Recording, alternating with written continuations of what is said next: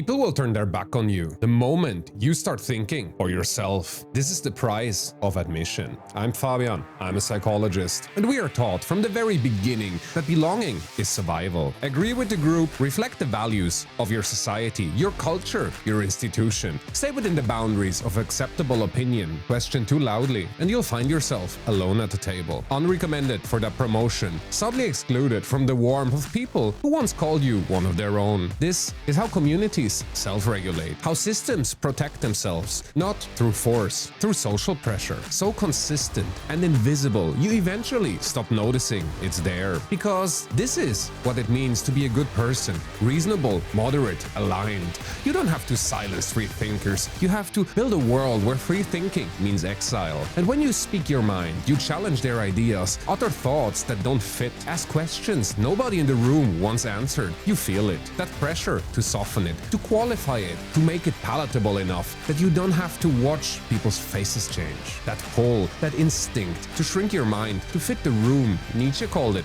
herd morality. It's what happens when the values of the many are used not to elevate but to level, to drag down anything that rises above their mediocrity. Don't forget to check out my YouTube video on how exactly they're doing that. And how many thoughts have you never said out loud? How many times have you felt the shape of an idea real clear and true and swallowed it because they weren't ready? That silence, that habitual self-censorship dressed up as being social, it's not humility. This is a system so committed to consensus, it learned to make your own mind feel like the enemy. Awareness begins the moment you ask yourself, am I staying quiet because I'm wrong or because being right comes with a cost I'm not yet ready to pay? Because you cannot think freely until you first make peace with what free thinking actually costs. The herd will always be warmer, but you cannot live their truth and call it your life. In a world of mandatory conformity, free will is an act of rebellion.